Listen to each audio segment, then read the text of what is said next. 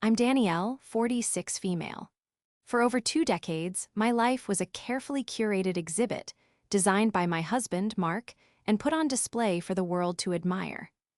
We lived in a glass house of his own architectural design, a marvel of modernism in a wealthy suburb, with our brilliant daughter, Sophie, as the supposed testament to our perfect union.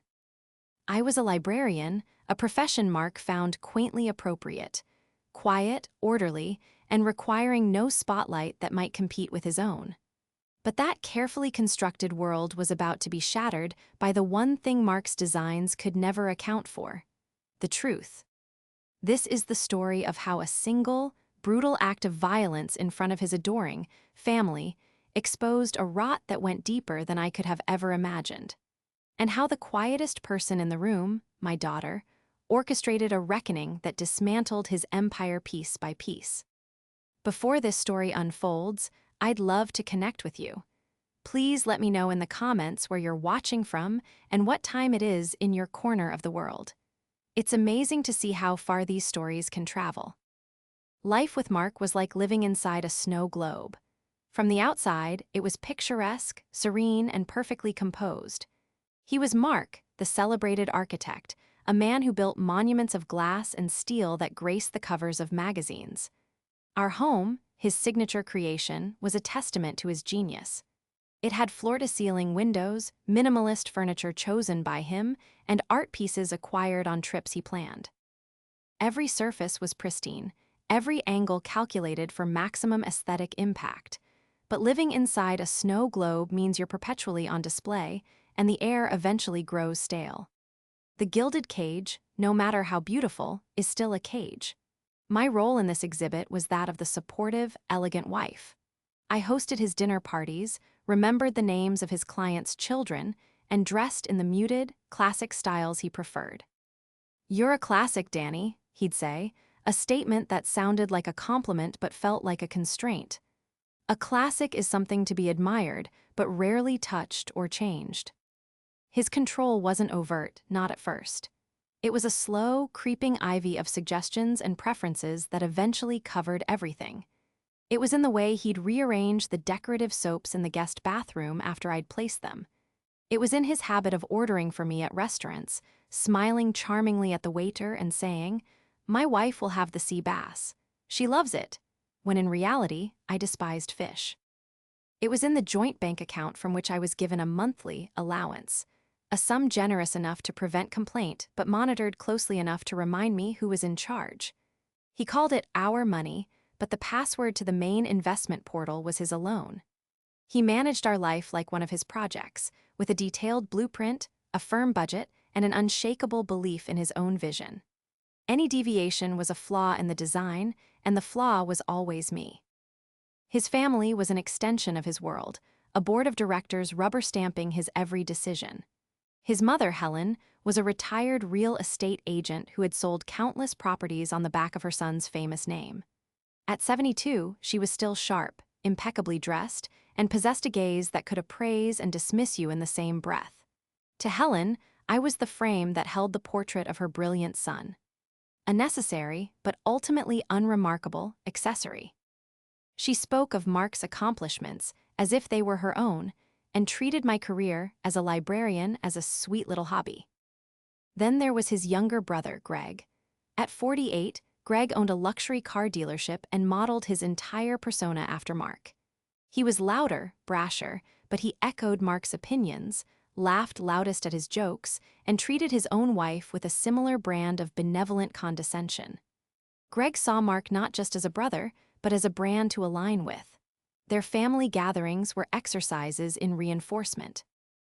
They were held at our home because it was the most impressive, and the conversation orbited around Mark's latest project, Greg's record sales month, and Helen's stories of their privileged upbringing.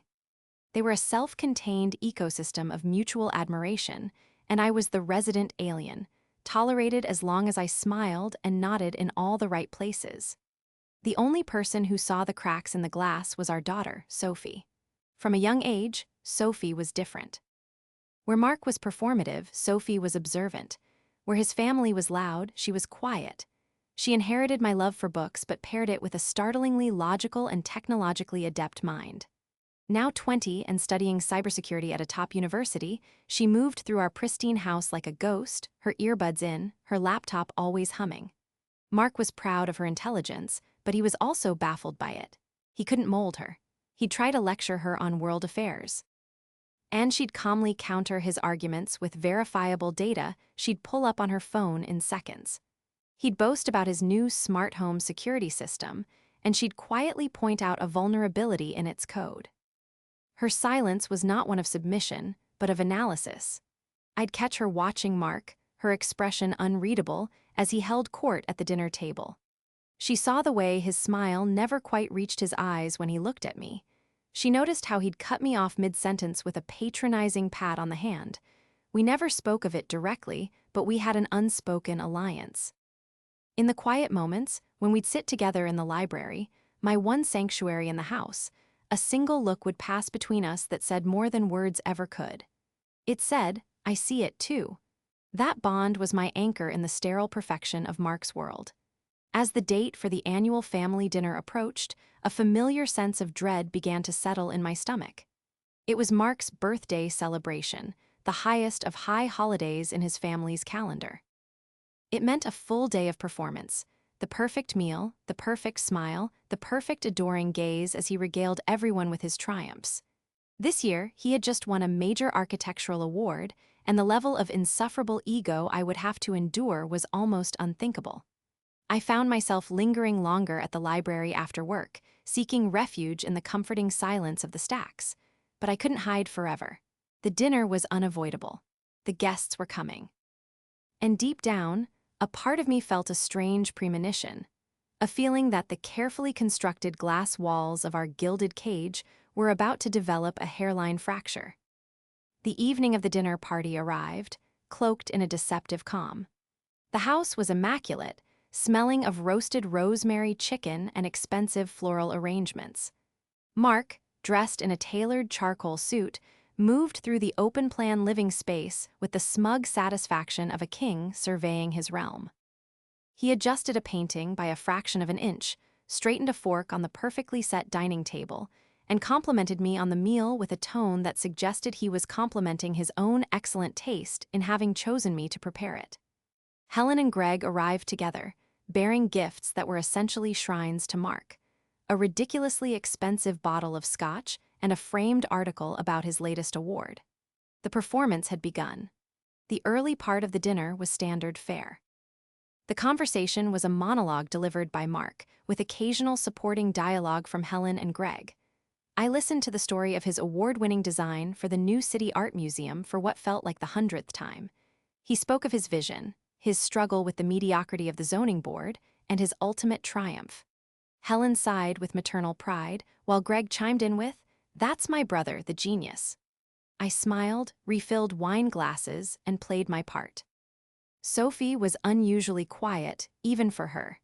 She sat opposite me, her phone on her lap under the table, her eyes occasionally flicking from her father to me. The fracture appeared over dessert. The topic had shifted to a recent local controversy: the city council's plan to sell a small, historic park to a commercial developer. As a librarian, I was part of a community group actively protesting the sale. We had organized petitions and presented historical data about the park's significance. "It's a brilliant move," Mark declared, swirling the wine in his glass. "That park is an eyesore. A modern commercial complex there would generate tax revenue and create jobs. It's simple economics." Greg grunted in agreement. "Yeah, who needs a bunch of old trees when you can have a luxury condo building? Mark could probably even design it." "Actually," I said, my voice quiet but clear in the momentary lull, "the park is a registered historic landmark. Our research shows it was part of the original city plan from 1890, and it's one of the few green spaces left in the downtown core." The table went silent. All eyes turned to me. I had violated the cardinal rule. I had introduced a contradictory fact into Mark's monologue. He chuckled, a dry, dismissive sound. "Danielle, darling, you and your library friends are very passionate, I know, but this is the real world. It's about progress, not dusty old books." He reached across the table and patted my hand. "Leave the city planning to the experts." Something inside me, worn thin by years of these casual dismissals, finally snapped. I gently pulled my hand away. "Being an expert in building things, Mark, doesn't make you an expert in what's worth preserving," I said, keeping my tone even. "The community values that space." Mark's smile vanished. His eyes hardened. The air in the room grew thick and heavy. He was not accustomed to being contradicted, especially not by me, and certainly not in front of his family. "What did you say?" he asked, his voice low and danger. "O's." Helen shot me a furious glare, a silent command to apologize and retreat. Greg shifted uncomfortably in his chair, but I held my husband's gaze. I repeated calmly, that the community values that space, and their opinion matters." For a moment, he just stared at me, his jaw tight. The mask of the charming, sophisticated architect was slipping, revealing the furious bully beneath. He had been publicly challenged, his authority questioned. In his mind, I had not just disagreed with him, I had humiliated him. He stood up abruptly, his chair scraping loudly against the polished concrete floor. "We're done with this conversation," he snarled. He walked around the table toward me, his movements stiff with rage. I flinched, expecting a harsh word, a lecture to come later. I did not expect what happened next. He grabbed my upper arm, his fingers digging into my flesh like talons. He leaned down, his face inches from mine, his voice a venomous whisper meant only for me, yet audible in the dead silence. "You will never, ever embarrass me like that again." The pain was sharp and shocking. I instinctively tried to pull away, a gasp escaping my lips. My reflexive movement enraged him further. With a guttural sound of pure fury, he shoved me. It wasn't a small push. It was a violent, forceful act of dominance. I lost my balance, stumbling backward. My hip crashed into the corner of the teak sideboard, and I fell to the floor, a cry of pain and shock torn from my throat. A wine glass I had been holding flew from my hand, shattering on the floor beside me, the dark red liquid spreading like a pool of blood. The silence that followed was absolute and deafening. I lay on the floor for a second, my mind reeling, the sharp pain in my arm and hip secondary to the crushing weight of utter humiliation. I looked up, my eyes pleading, searching for an ally. Greg stared down at his plate, refusing to meet my gaze. Helen looked at me with an expression of pure annoyance, as if my fall was a deliberate, clumsy act designed to ruin her son's birthday. She didn't move. No one moved. No one spoke. No one stood up to him. They were statues in a museum of cowardice, their inaction a deafening verdict: "You deserved it." Mark stood over me, his chest heaving, his face a mask of cold, unrepentant fury. He had assaulted me in front of his entire family, and their silence was his absolution. In that moment, I had never felt more alone, but I wasn't alone. A chair scraped back quietly. Sophie stood up. Her face was ashen, but her eyes were blazing with an intensity that seemed to burn through the frozen tableau. She didn't shout or cry. She simply walked over, knelt beside me, and helped me to my feet, ignoring the shards of glass.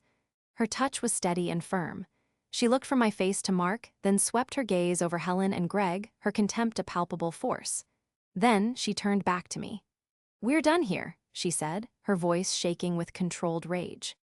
She put an arm around me, and without a single backward glance, led me out of the dining room, away from the shattered glass and the silent, complicit family, leaving my husband standing alone in the wreckage of his perfect evening. Upstairs, in the sterile silence of our master bedroom, the adrenaline began to fade, replaced by a deep, trembling shock. I sank onto the edge of the king-sized bed, Mark's side of which was, as always, perfectly made. My arm throbbed where his fingers had dug in, and a bloom of pain was spreading across my hip. But the physical hurt was nothing compared to the profound, soul-crushing betrayal. It wasn't just Mark's violence, it was the chilling vacuum of support from his family. Their silence was a form of participation. They had watched him shove his wife to the floor and had done nothing. In their eyes, I was not family, I was a possession that had misbehaved. Sophie closed the bedroom door softly behind us, shutting out the world downstairs. She retrieved the first aid kit from the bathroom, her movements efficient and calm, a stark contrast to the storm raging inside me. As she gently cleaned a small cut on my hand from a piece of broken glass, I started to cry, Not loud, racking sobs, but silent, hot tears that streamed down my face. "He's never done that before," I whispered, the words feeling like a weak and pathetic defense of the man I had married. Sophie looked up from my hand, her young face set with a grim maturity that made her seem years older. "He's never shoved you before," she corrected me, her voice low but firm. "But he's been hurting you for years, Mom. We just didn't call it that." Her words hit me with the force of a physical blow because they were true. The constant corrections, the financial control, the belittling jokes, the slow erosion of my confidence, it was all part of the same pattern, a campaign of control that had culminated in tonight's explosion. I had been boiled so slowly, I hadn't even realized I was in scalding water. We sat in silence for a few minutes, the only sound my choked breathing. Then we heard footsteps on the stairs, heavy and deliberate. Mark's. He didn't knock. The door handle turned, but it didn't open. Sophie had locked it. He jiggled it impatiently. "Danielle?" His voice came through the door, not apologetic, but irritated. "Open the door. We need to talk about this." "We have nothing to talk about," Sophie called back, her voice startlingly strong. There was a pause. "Stay out of this, Sophie. This is between your mother and me. Danielle, stop being so dramatic. You made a scene and embarrassed me in front of my family. Open the door." He wasn't sorry. He was angry that I had provoked him, that my reaction had spoiled his evening. The last shred of hope that this was a terrible, one-time mistake died within me. Sophie met my eyes, a question in them. I gave a slight shake of my head. "Go away, Mark," I said, my voice weak but resolute. We heard him swear under his breath, followed by the sound of his footsteps retreating down the stairs. He was going back to his family, who would undoubtedly console him and agree that I had been terribly unreasonable. The thought made me feel sick. Sophie went to her laptop, which was sitting on a chair in the corner of the room. She tapped a few keys, her expression focused and intense.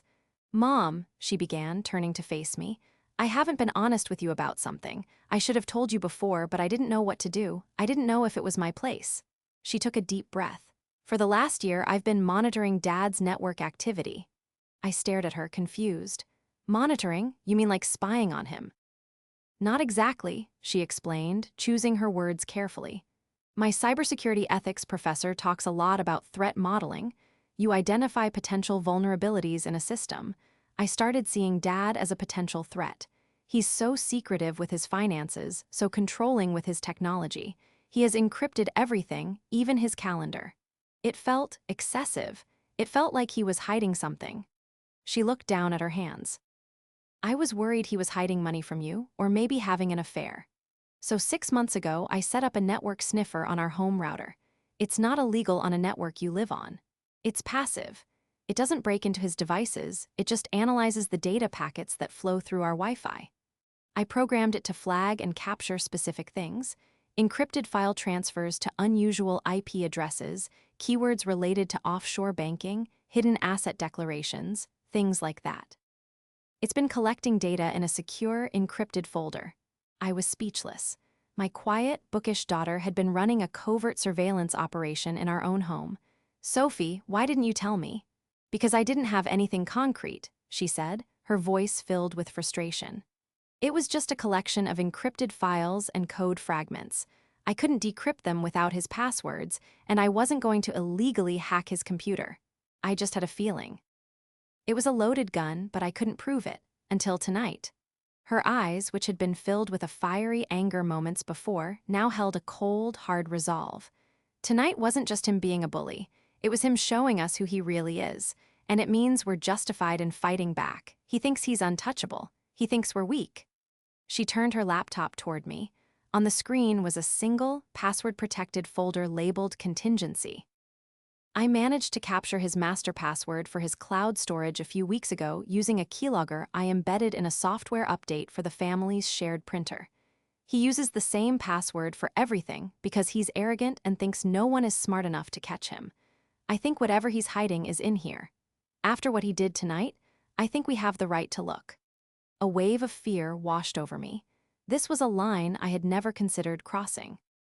But then I pictured his face, twisted in rage. I saw his mother's sneer of disgust. I felt the phantom grip on my arm.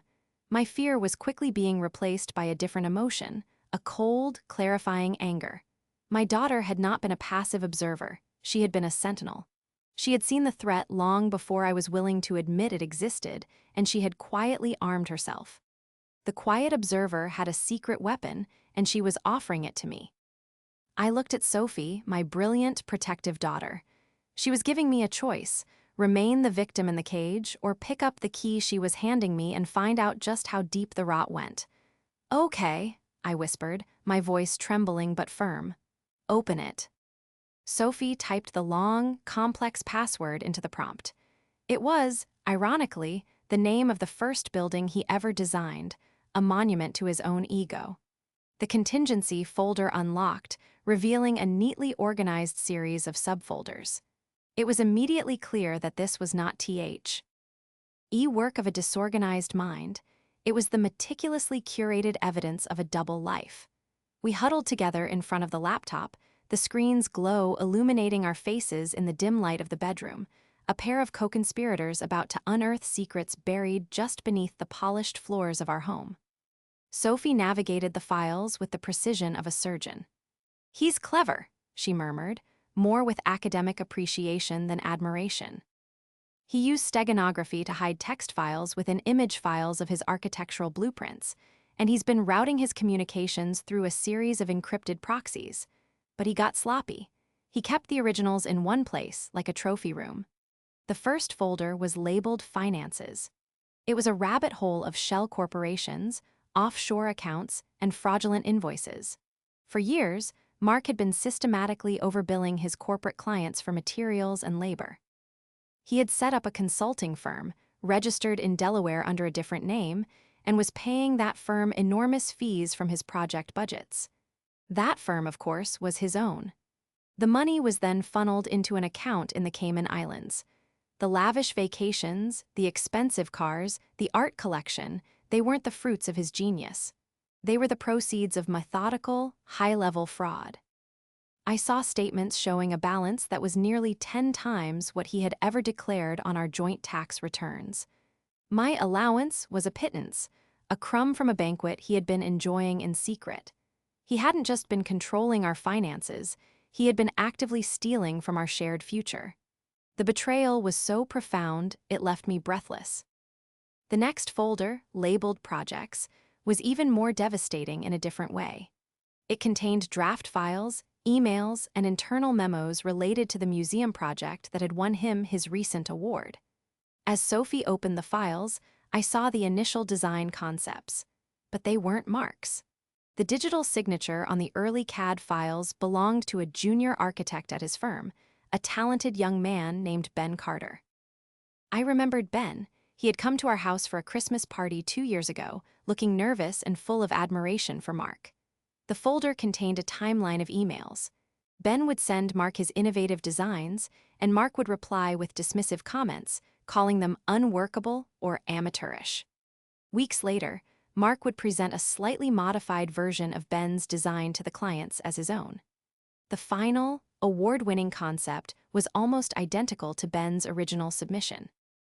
The last item in the folder was a copy of Ben's termination letter, citing creative insufficiencies. Mark hadn't just stolen his work, he had destroyed his career to cover his tracks. He had accepted an award for another man's genius. His entire professional identity was a lie, but it was the third folder that broke me. It was labeled simply Family. It wasn't financial records or stolen designs. It was emails and chat logs between Mark, his mother Helen, and his brother Greg. My heart pounded in my chest as Sophie clicked it open. I read messages where Mark openly mocked me. He called me his perfectly dull librarian, his domesticated showpiece. He complained that my lack of ambition was boring him. In one exchange with Helen, he detailed his long-term plan. He was waiting for Sophie to finish university, at which point he planned to file for divorce. The prenuptial agreement we'd signed was ironclad, but he boasted to his mother that he had made his most significant assets invisible, ensuring I would walk away with the house, which was mortgaged to the hilt and little else. He had a whole new life mapped out, one that didn't include me. The most sickening part was their replies. Helen and Greg weren't just aware of his plan, they were active participants in the deception. Helen wrote, "You deserve a partner who can keep up with you, my brilliant boy. Danielle has served her purpose."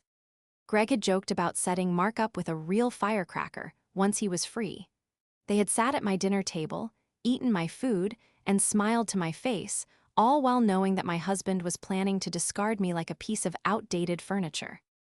Tonight's events took on a horrifying new clarity. Their refusal to help me wasn't just cowardice, it was complicity. In their minds, I was already gone. My humiliation was just a small, messy detail in a much larger, colder plan. I stared at the screen, the words blurring through my tears. The man I had spent 22 years with was a stranger. The family I had married into was a nest of vipers. The entire foundation of my life was a meticulously constructed fraud. For a long time, I just sat there, hollowed out by the sheer scale of the deceit. The shock was a physical weight, pressing down on my chest, making it hard to breathe. Sophie put her hand on my shoulder. She didn't say, "I told you so," or offer platitudes.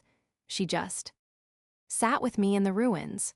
But as the minutes ticked by, the crushing weight of victimhood began to recede, replaced by a slow-burning, glacial anger. Mark thought I was dull. Helen thought I was a placeholder. Greg thought I was a joke. They had underestimated me. They had mistaken my quiet nature for weakness, my patience for passivity. They thought I was just a librarian. They had no idea that a librarian knows how to do one thing better than almost anyone else: how to find the facts, organize the information, and build an airtight case. My husband was an architect of deceit. It was time for me to design his demolition. I looked at Sophie, my daughter, my savior, my partner. The tears were gone, replaced by a steely resolve I hadn't felt in years. "Okay," I said, my voice no longer a whisper. "You've cracked the code. Now, let's burn it all down." The days that followed the dinner party were a strange ballet of deception. On the surface, I slipped back into my role as the meek, apologetic wife. I told Mark that I had overreacted, that I was stressed from work, that I was deeply sorry for embarrassing him. I played the part so convincingly that he, in his monumental arrogance, believed it. He accepted my apology with a magnanimous air, as if granting a pardon to a wayward subject. He saw my compliance as a return to the natural order of things. He had put me in my place, and I had learned my lesson. This was his fatal mistake. While I was playing the role of the docile wife, Danielle the strategist was working in the shadows, fueled by coffee and a righteous fury. My co-conspirator, Sophie, became our operations tech guru. We turned her old bedroom into a war room. The evidence from Mark's contingency folder was our arsenal.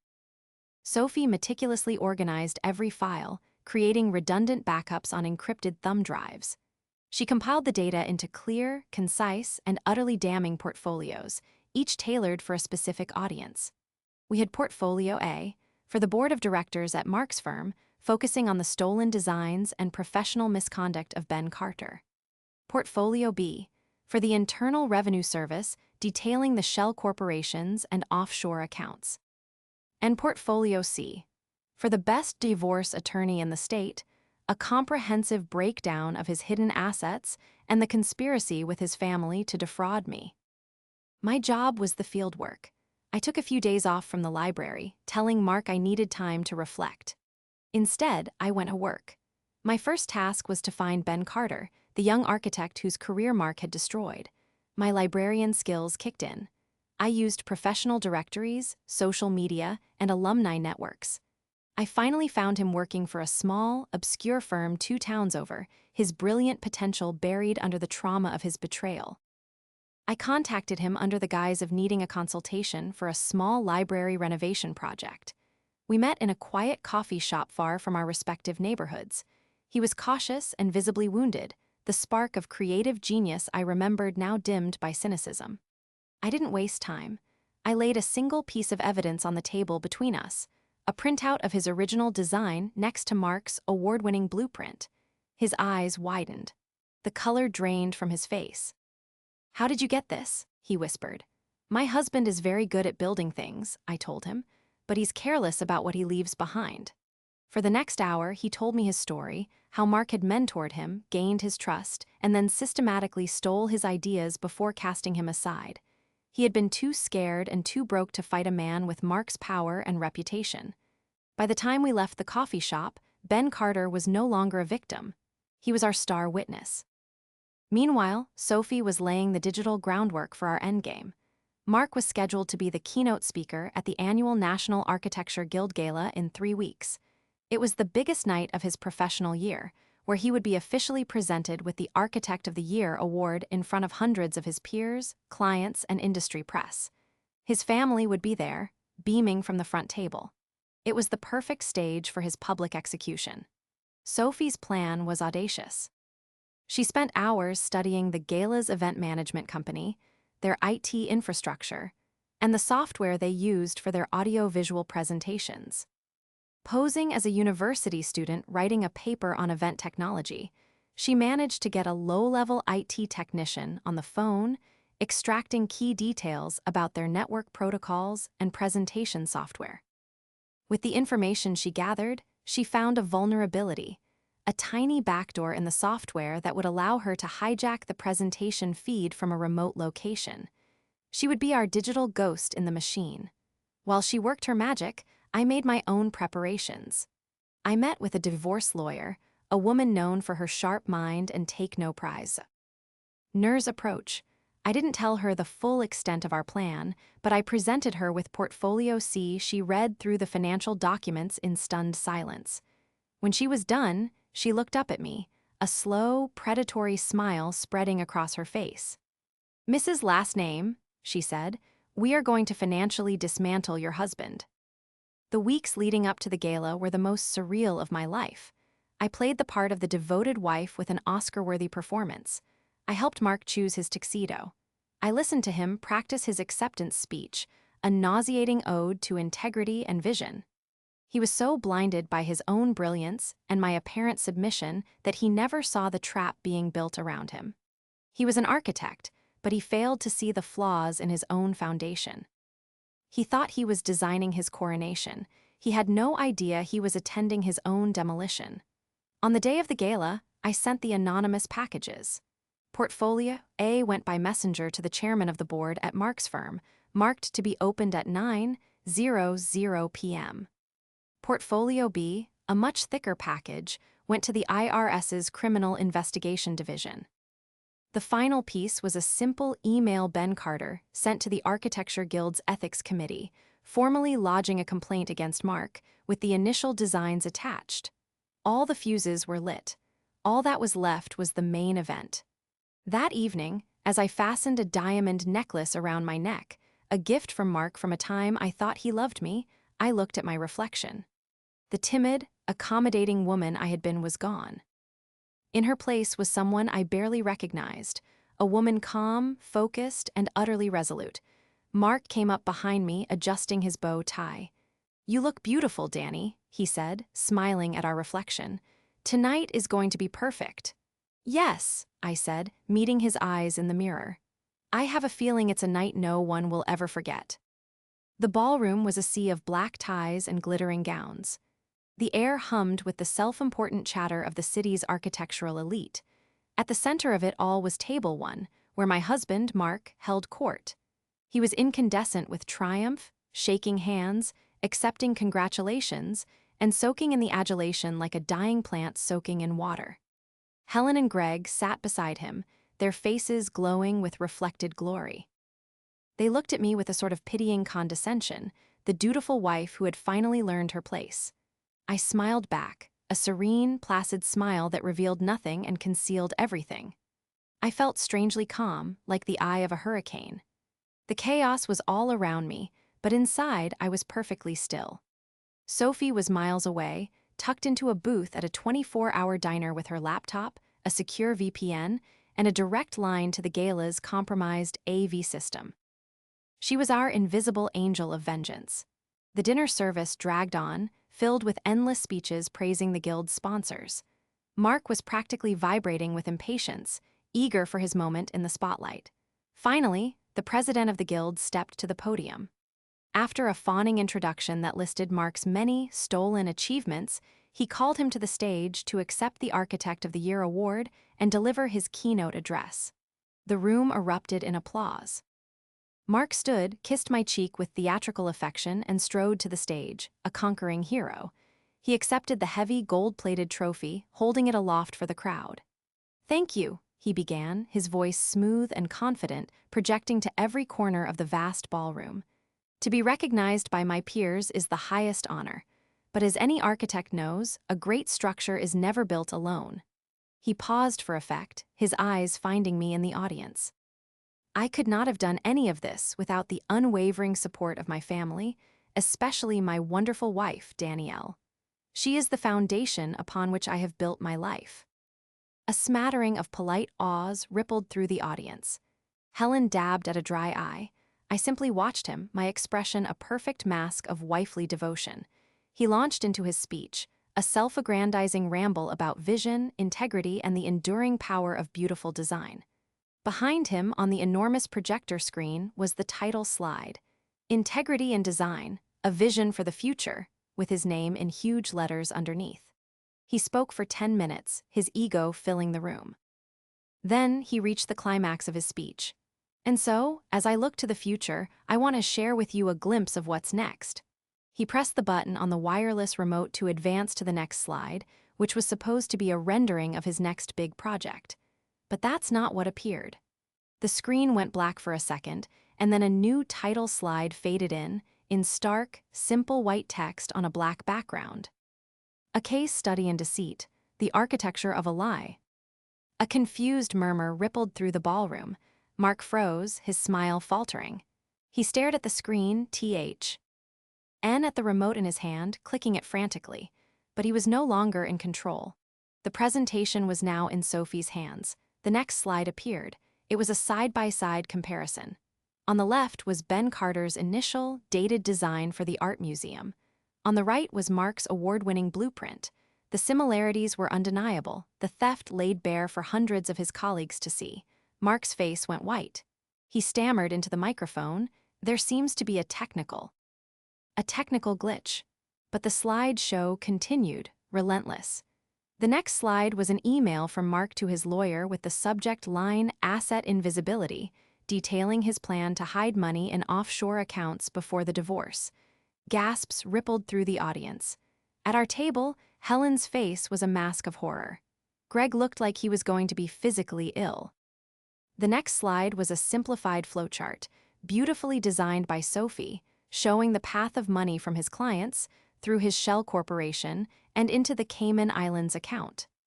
The final figure at the bottom, $4, $2 million, hung in the air, a testament to his greed. Mark was completely paralyzed, a statue of guilt on a stage of his own making. The remote had fallen from his nerveless fingers. His mouth opened and closed, but no sound came out. The audience was silent now, a captivated, horrified silence. The final slide was the most devastating of all. It was not a document or a chart. It was a simple, high-resolution photograph of my bruised arm, taken the night of the dinner party. The ugly, finger-shaped marks were a stark, violent contrast to my skin. Beneath the photo, a single line of text appeared. "True integrity is what you do when no one is watching." The message was clear. This man was not just a cheat and a thief, he was an abuser. In the front row, the chairman of Mark's firm, who had just opened the package I sent, looked from his phone to the stage, his face like thunder. The entire room was staring at Mark, the celebrated genius, now exposed as a fraud and a monster. His perfect world had been brought crashing down not by a rival or an enemy, but by a technical glitch orchestrated by the daughter he ignored and the wife he underestimated. My work was done. Slowly, I rose from my chair. My movement drew every eye in the room. I looked directly at Mark, who was now staring at me, his face a horrifying mixture of disbelief, fury, and for the first time, fear. He had turned pale, finally understanding the depth of his miscalculation. I didn't say a word. I didn't need to.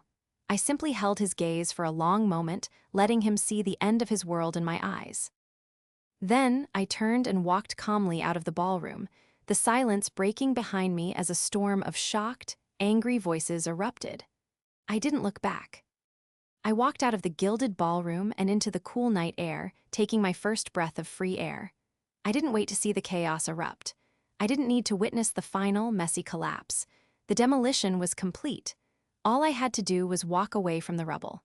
I got into a pre-booked car and was driven away, leaving Mark's life in flames in my rearview mirror. The aftermath was, by all accounts, swift and brutal. I learned about it in bits and pieces from news alerts and a single, final call from my lawyer. Mark was fired from his firm the next morning. The board of directors, armed with the portfolio I had sent and the public humiliation they had witnessed, moved to distance themselves from him immediately. The Architect of the Year award was officially rescinded, a historic first for the Guild. Ben Carter's complaint, now backed by overwhelming evidence, led to Mark's license being suspended pending a full investigation. He was professionally ruined. Legally, he was even worse off. The IRS, prompted by the detailed evidence of tax evasion and money laundering, froze his assets, including the offshore accounts. He was facing a federal indictment. His clients, realizing they had been defrauded, filed a massive class action lawsuit. He had gone from the king of the city to its most infamous pariah overnight. His family did not escape the blast radius. Greg's car dealership, which had been used to launder some of the money through falsified vehicle sales, was also placed under federal investigation. His reputation as a successful businessman evaporated, leaving behind the stench of his brother's corruption. Helen became a social recluse. The friends who had once clamored for an invitation to her son's beautiful home now crossed the street to avoid her. She had hitched her entire identity to his star, and when it fell, she fell with it. They tried to contact me, of course. First came the furious, threatening voicemails from Mark, which I turned over to the police. Then came the wheedling, manipulative calls from Helen, telling me I was destroying the family, that I was being cruel and unforgiving. I never listened to a full mise. Sage, I simply blocked their numbers one by one until my phone fell silent. It was the most satisfying sound I had ever heard. My divorce was uncontested. With Mark facing criminal charges and all of his hidden assets exposed, he had no leverage. My lawyer, true to her word, dismantled him. The prenuptial agreement was voided due to his fraud. I was awarded the full 50% of all marital assets, including the millions he had hidden away. I sold the glass house, that beautiful, cold cage, and everything in it. The proceeds went into a trust for Sophie and a new life for me. 3 months later, Sophie and I were in the kitchen of our new apartment. It was a cozy, light-filled space in a quiet part of the city, filled with second-hand books, comfortable furniture we chose together, and the warm, delicious smell of baking bread. It wasn't a showcase. It was a home. We were setting the table for a simple dinner, just the two of us. The television was off. The only sounds were the clink of silverware and the gentle hum of the city outside. After years of living with the constant, oppressive noise of Mark's ego, the peace was the greatest luxury I could imagine. Sophie looked up from her phone, a rare, genuine smile on her face. Ben Carter just got named lead designer on the new city library project, she said. He sent me a thank you note. He said he's going to dedicate it to you. A warmth spread through my chest that had nothing to do with the oven. We had not only destroyed a villain, we had helped create a hero.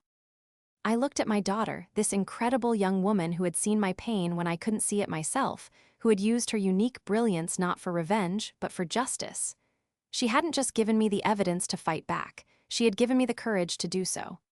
I am so proud of you, Sophie, I told her, my voice thick with emotion. I'm proud of you, Mom, she replied, her eyes meeting mine. You were the one who had to walk through the fire. We sat down to eat, the silence between us comfortable and profound. It was a new kind of silence. It wasn't the tense, fearful silence of Mark's dinner parties. It wasn't the cold, complicit silence of his family. It was the sound of peace. It was the sound of a future I was finally free to write for myself,